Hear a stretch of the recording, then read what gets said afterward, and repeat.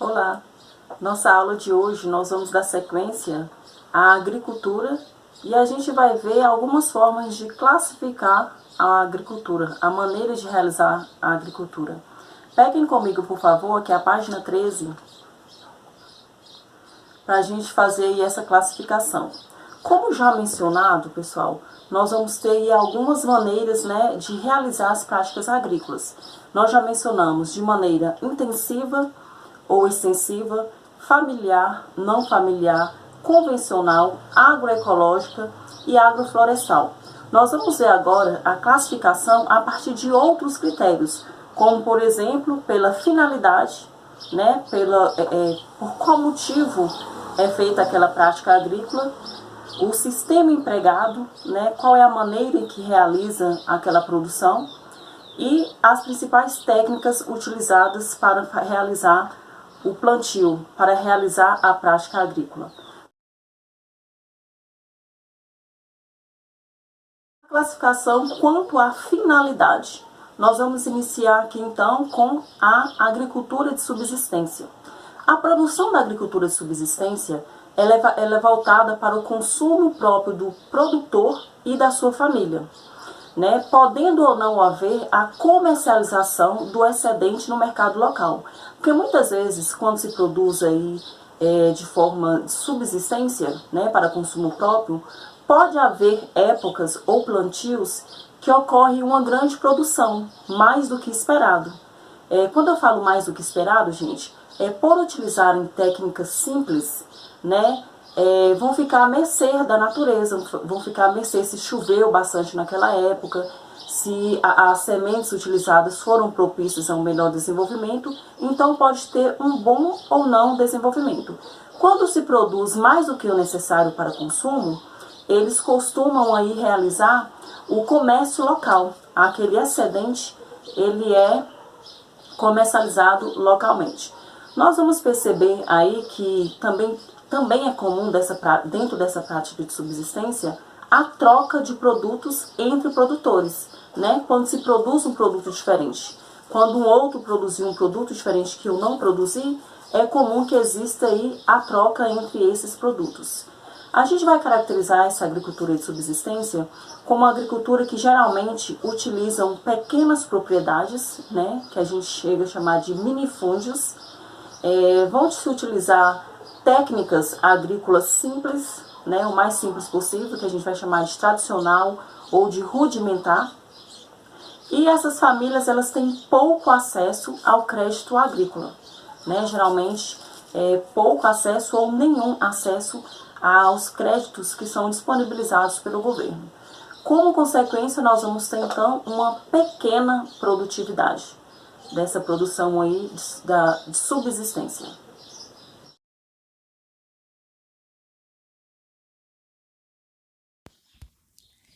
Agricultura de subsistência. Esse modelo de produção é desenvolvido normalmente em pequenas propriedades, também chamadas de minifúndios, e com mão de obra familiar, camponesa ou por comunidades rurais. É marcada pela utilização de métodos tradicionais de cultivo, com pouco ou nenhum recurso tecnológico, baixa produção, cultivo de gêneros alimentícios, arroz, mandioca, feijão, batata, milho, hortaliças, entre outros. O seu excedente pode ser trocado com outros produtores ou até mesmo comercializado. Os objetos usados durante o cultivo são o arado de tração animal, enxada, machado, foice e adubo natural. Uma das principais vantagens da agricultura de subsistência é a qualidade dos produtos, vistos que não são utilizados agrotóxicos, conservantes e nem produtos químicos, proporcionando assim um produto mais saudável.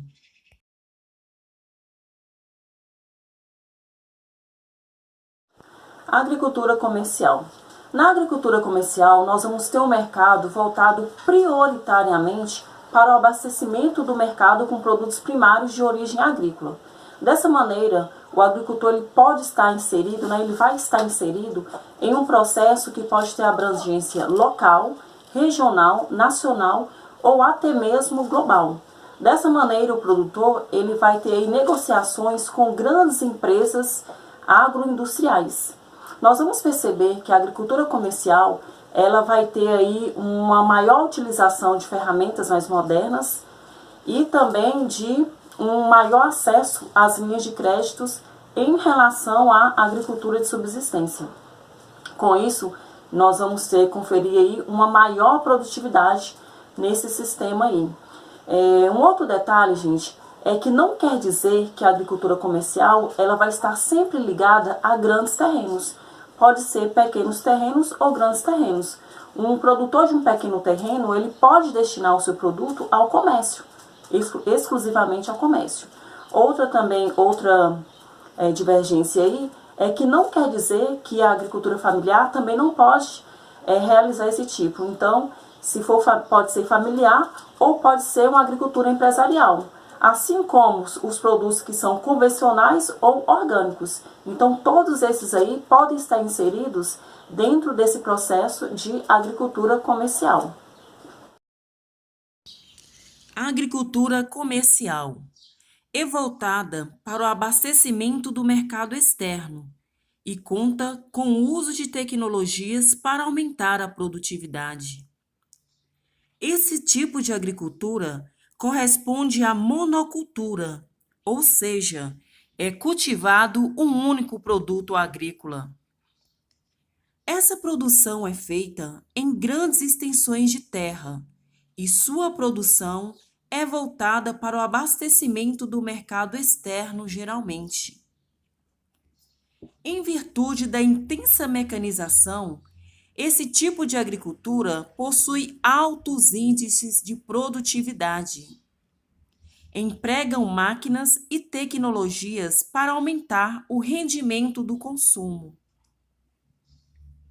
A agricultura comercial provoca alguns impactos negativos no meio ambiente, como desmatamento, esgotamento dos solos e o uso excessivo de fertilizantes e produtos químicos.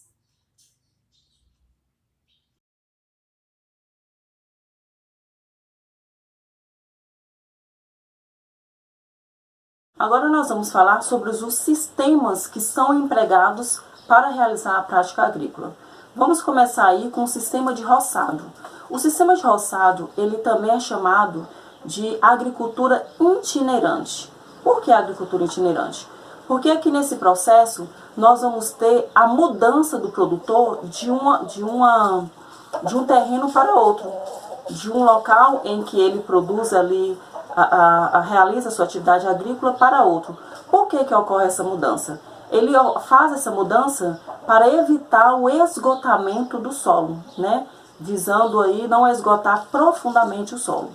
Normalmente, essas práticas, para realizar a atividade agrícola dentro desse sistema, realiza-se a abertura de clareiras por meio de queimadas. Ao realizar a queimada no solo, eu vou estar reduzindo consideravelmente a fertilidade do solo, a produtividade do solo. E nós vamos ter então uma diminuição sensível dos nutrientes do solo ao longo dos anos, sendo necessário então o deslocamento para uma outra área, levando aquela produção para ser feita em um outro local, porque aquela outra área ela já se encontra esgotada, então, e diminuindo a produtividade.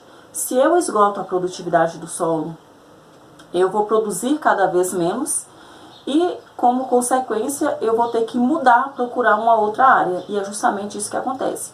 Porque ao realizar as queimadas, eles realizam o plantio na sobra ali, no substrato que sobra naquele solo.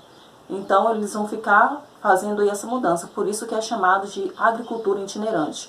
É uma prática bastante comum entre os camponeses, dos países subdesenvolvidos e de lugares mais secos, como regiões semiáridas. inclusive o Nordeste do Brasil.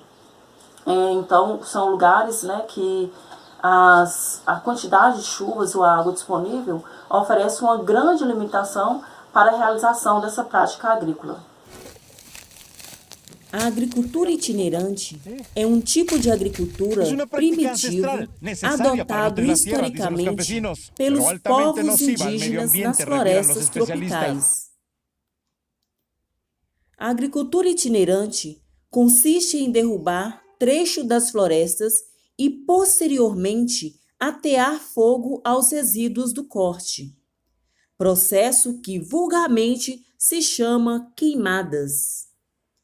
O derrubo e corte do mato são feitos em solos cobertos com florestas densas, e os materiais resultantes do abate são depois aproveitados para lenha, vedações e construções, sendo os desperdícios queimados antes das sementadeiras.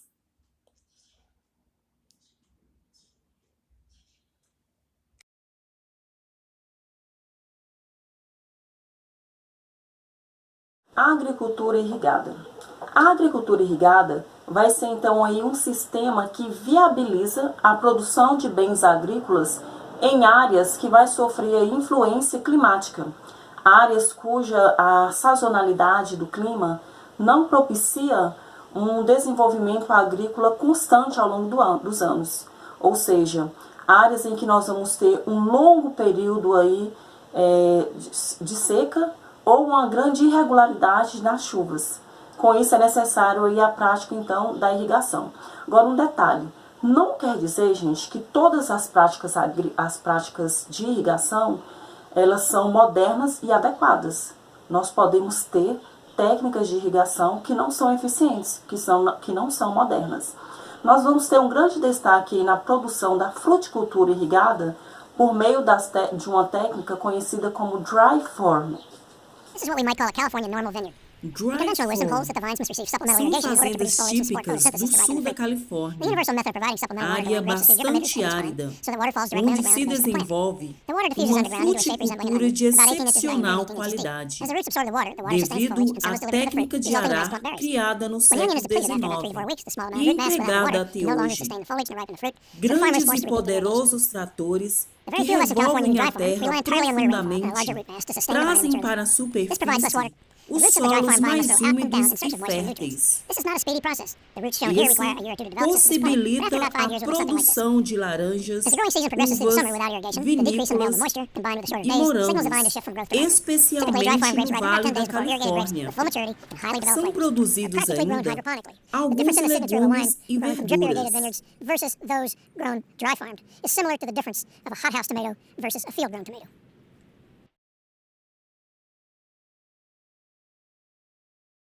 Plantation. O sistema de plantation é uma forma de produzir que ela é típica de áreas coloniais, né? Atualmente existem em vários lugares, né? Na maioria dos países periféricos. Esse sistema de plantation ele foi introduzido então pelas metrópoles em suas colônias de exploração. Nós vamos ter 4 características básicas que acompanham esse plantation. Primeiro nós vamos ter a monocultura, que é o cultivo de um só produto em um determinado terreno. Nós já falamos sobre a monocultura, inclusive já detalhamos bastante aí as consequências da realização dessa monocultura. Uma outra característica, os latifúndios, que são grandes propriedades rurais, né? Bem característico aí do Brasil desde as épocas coloniais. Terceira característica, a produção ela é voltada para exportação. Na época da colonização, essa produção era voltada para o abastecimento da metrópole. E hoje, quem realiza é voltado para a exportação, para vender para outros países. E a quarta característica vai ser uma mão de obra abundante e sem qualificação, né? Pouco qualificadas. Lembrando que na época da colonização, nós tínhamos a mão de obra escrava, que trabalhavam aí nessas plantations. Então, gente, encontra-se muito ainda esse sistema vigente em vários países periféricos do mundo, inclusive no Brasil. né? Uma diferença que nós vamos ter é a quantidade de empregados aí, de trabalhadores temporários, né? Que dependendo da cultura, já vão ter uma menor quantidade de trabalhadores, né, temporários, por causa da utilização de máquinas, da mecanização. Mas aí continua sendo o mesmo plantation com as mesmas características. O sistema de plantation ocasionou no surgimento vários latifúndios que possuíam grandes terras destinadas a um único dono. Em contrapartida, dificultou o acesso à terra por pequenos produtores. Nos dias de hoje, esse sistema continua sendo utilizado no Brasil em regiões que cultivam a cana-de-açúcar. Ocorre que é possível perceber algumas consequências da implementação desse sistema com a divisão da sociedade em propriedades de grandes terras de um lado e do outro trabalhadores braçais assalariados, e até mesmo em trabalhos muitas vezes semi-escravos, além do abandono das lavouras de subsistência, que são consequências diretas.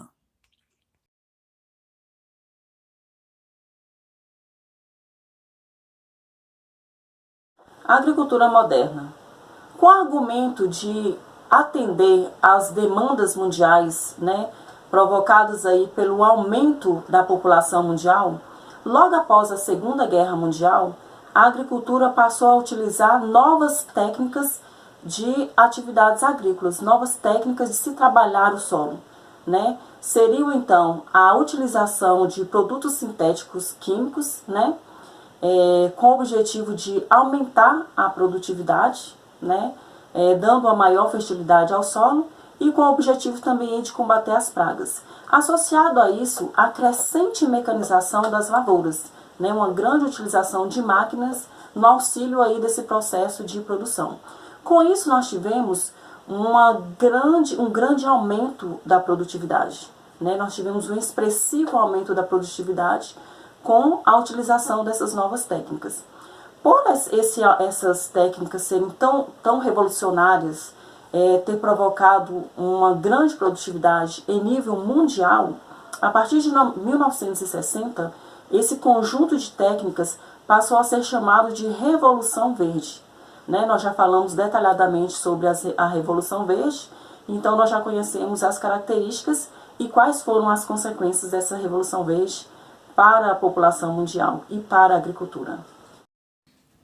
Atualmente, o surgimento de novas demandas, como a produção de biocombustíveis em escala mundial e o crescimento da produção agroindustrial, além da incorporação de novas técnicas, como a manipulação genética de sementes e o uso da nanotecnologia, fizeram com que aumentassem cada vez mais as diferenças entre a agricultura moderna e as práticas tradicionais. O produtor moderno normalmente está inserido em uma cadeia produtiva com elevado grau de sofisticação e financiamento, inclusive com o envolvimento de grandes empresas transnacionais.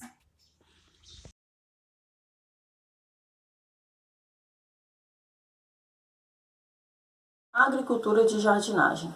A agricultura de jardinagem, gente, ela é uma prática típica do sudeste asiático, do leste e sudeste asiático, né? Ela vai ser caracterizada pela utilização de uma imensa quantidade de mão de obra.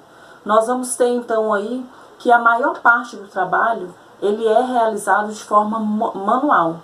Daí então o termo, né, de jardinagem, vem dessa prática de muitas pessoas, né, estarem ali executando a tarefa de forma manual.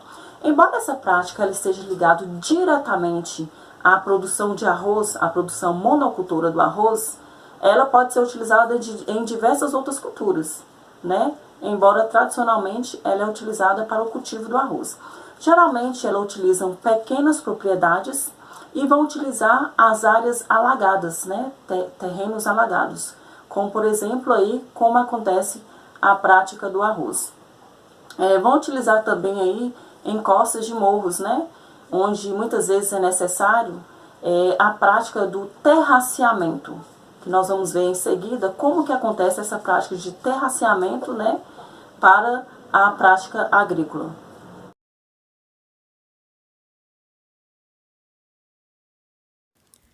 O terraceamento é uma técnica agrícola de plantio elaborada para a contenção de erosões causada pelo escoamento da água em áreas divertentes. Essa técnica é aplicada ao parcelar uma área inclinada em várias rampas.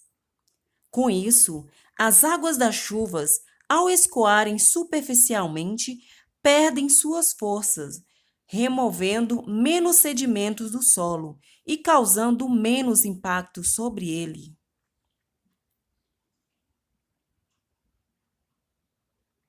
O terraceamento foi inventado pela civilização Inca, não somente para a conservação dos solos, mas também para a ampliação dos espaços agricultáveis, uma vez que sua localização se dava em maior parte na Cordilheira dos Andes, onde existem poucas áreas planas para se plantar. Trata de uma forma de relevo geologicamente recente, ou seja, os Andes é uma área montanhosa.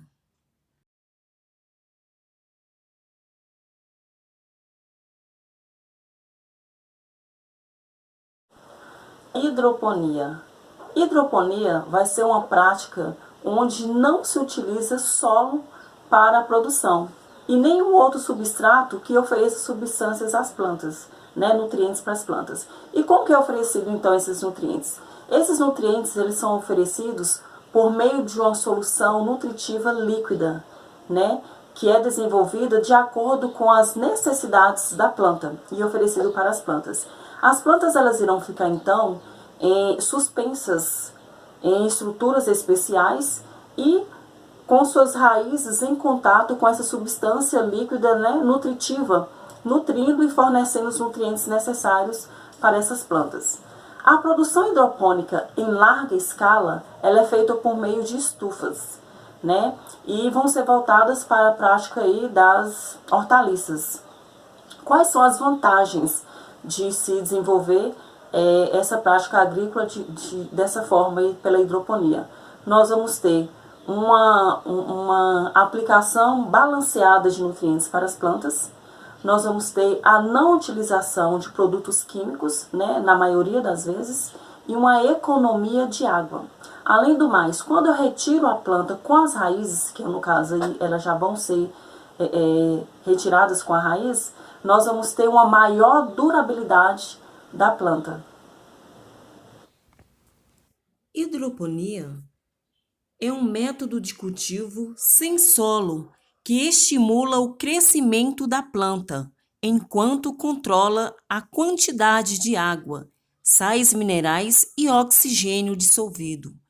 A hidroponia pode ser utilizada para crescer o mais variado tipo de plantas, vegetais, flores, arbustos, ervas aromáticas, entre outros. Para obter bons resultados, é necessário ter em conta vários fatores, como, por exemplo, a própria genética da planta.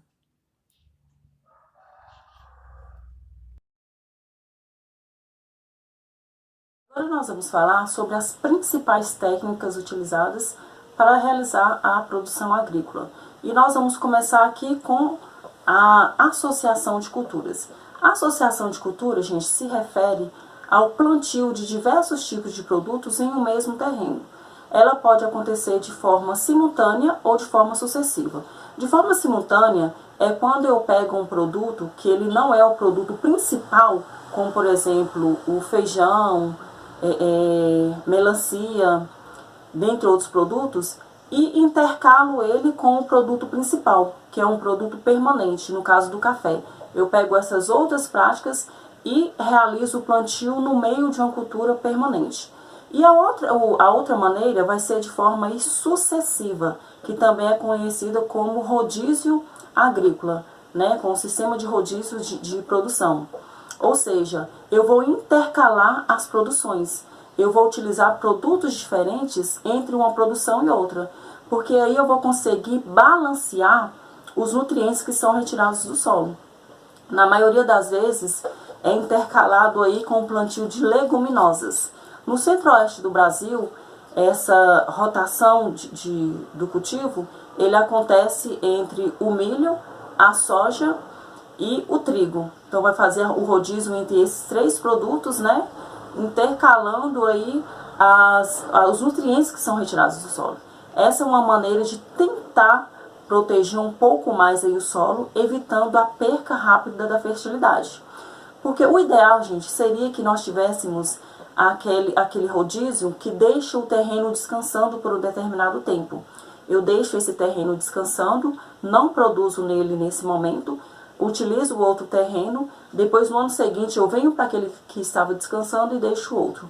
Só que como o objetivo, na maioria das vezes, é o lucro, é a produtividade, é o ganho, se eu deixar um terreno descansando, vai ser aí, no caso dos grandes produtores, né, eles veem como perder dinheiro. Nós vamos ver aí que ultimamente, que o ganho, o lucro, ele ultrapassa aquela vontade que nós temos de proteger o meio ambiente, né? Então o meio ambiente ele vai ficando em segundo plano, enquanto nós temos o maior lucro. Infelizmente isso aí é uma prática bastante ilegal no que se refere aí à proteção ambiental, né? E nós vamos ter um esgotamento muito maior no futuro, né? Que nós já vimos aí, por exemplo, o processo de desertificação, que é o solo perder completamente a sua capacidade produtiva, né? Se tornar infértil, o que será mais grave ainda. A rotação de culturas é uma técnica agrícola de conservação que visa a diminuição da exaustão do solo. Isso é feito trocando as culturas a cada novo plantio, de forma de que as necessidades de adubação sejam diferentes a cada ciclo.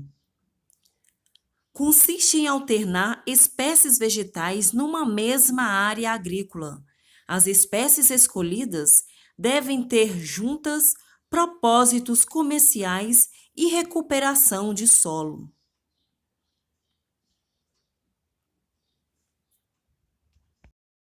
Utilização de adubos, fertilizantes e defensivos agrícolas. A utilização desses produtos, né, a aplicação e a utilização de defensivos e produtos químicos podem ser de forma natural ou sintética, né? O objetivo de ambos é aumentar a produtividade do solo e também aí combater as pragas. Enquadrado dentro das leis brasileiras como agrotóxicos, são produtos utilizados para combater pragas. Porém, gente, nós vamos ter uma série de problemas que são aí em torno desses agrotóxicos, né? A má utilização desses produtos tem acarretado em sérios problemas aí, de várias espécies, de várias origens. Os principais problemas que nós podemos alertar, né, destacar, é a contaminação das águas, a contaminação dos produtos que são produzidos, né, dentro dessa escala mesmo, a contaminação da biodiversidade próxima ali daquele local, daquela produção, e até mesmo danos que vão ser causados aí aos agricultores. Então, visando corrigir um problema, visando melhorar algo, a gente provoca aí uma série de outras consequências negativas, e se a gente for juntar essas consequências aí da utilização, elas podem ser maiores do que os benefícios. Então, são produtos que têm que ser utilizados de maneira correta e de maneira que vise o menor impacto possível, né? Infelizmente, ultimamente, esses produtos são utilizados de maneira sem acompanhamento de qualquer forma, e a gente tem, então, muitos resultados negativos. Os agrotóxicos são usados com bastante frequência na produção agrícola, visando aumentar a produtividade e combater pragas. Os agrotóxicos são bastante utilizados nas produções, especialmente em monoculturas.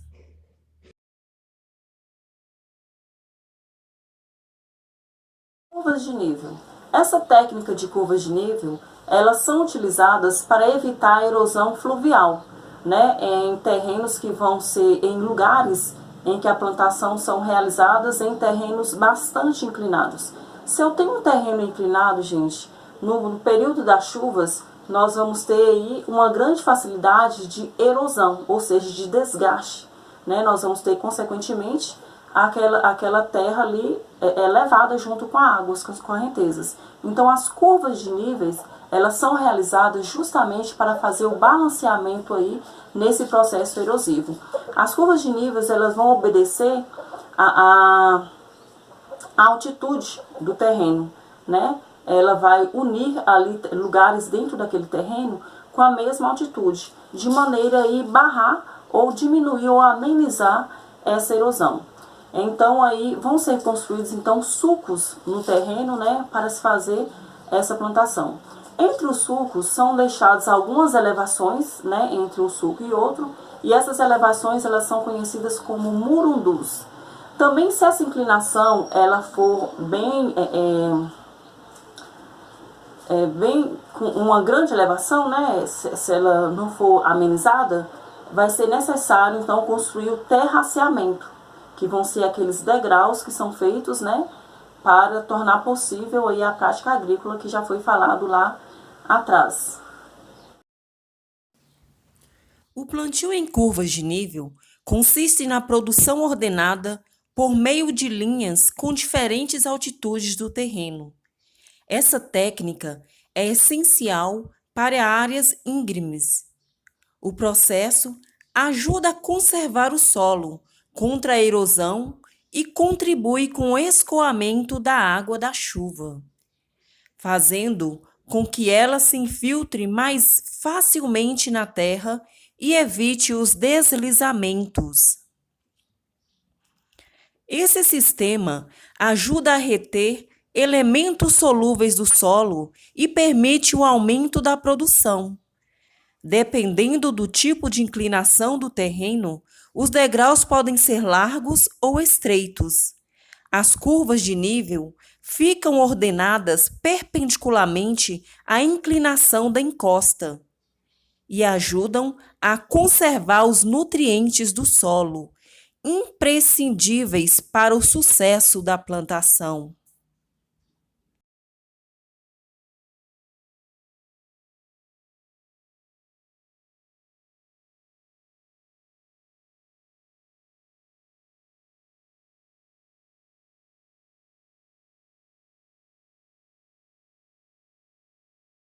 Outra prática aí e de grande valia vai ser aqui então o plantio direto.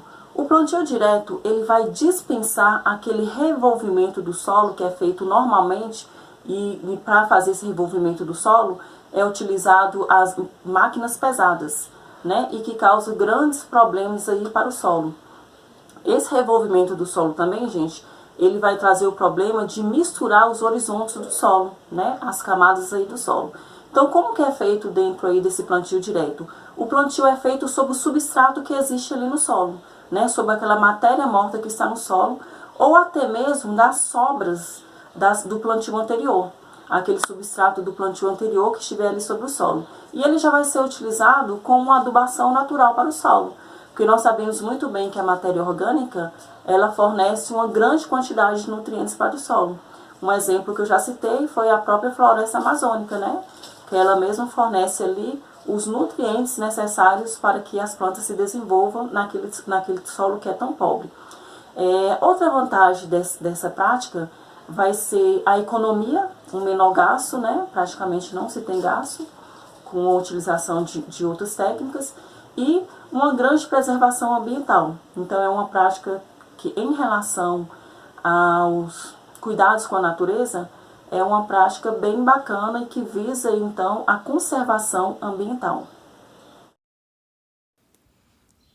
O plantio direto é composto por 3 técnicas: a ausência ou mínimo revolvimento do solo, cobertura do solo com palhada e rotatividade de culturas. O sistema de plantio direto é essencial para manter as características físicas, químicas e biológicas, garantindo a sustentabilidade do solo.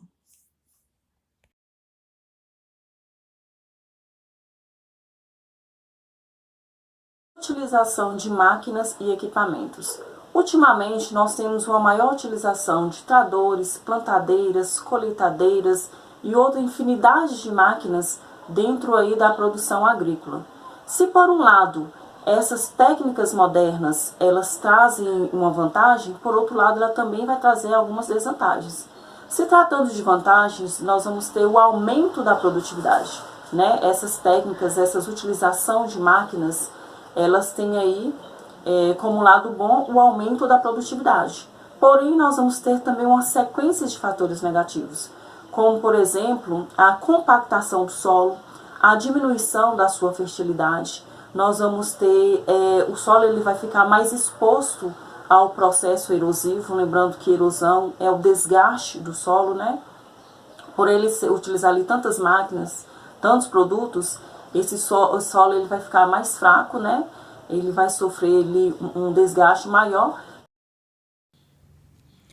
O uso dos tratores se tornou essencial aos produtores rurais.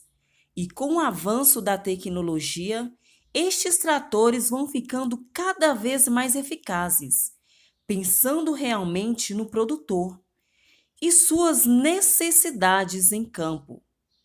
Conforme a tecnologia vai evoluindo, a mecanização agrícola vai se tornando indispensável no meio rural.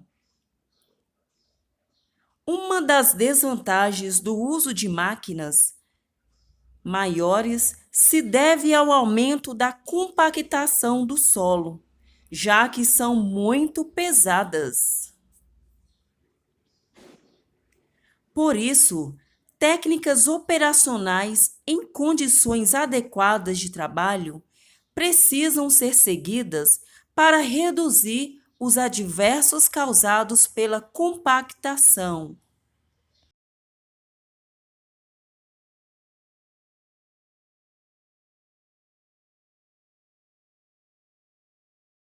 Sistemas de irrigação. Os sistemas de irrigação, eles podem ser naturais ou artificiais. Naturais é quando se utiliza a água da chuva, ou derretimento de neve e geleiras, ou até mesmo de rios ou lagos. Naturalmente, né, geralmente no Sudeste Asiático, se utiliza as terras inundadas para o cultivo da rizicultura.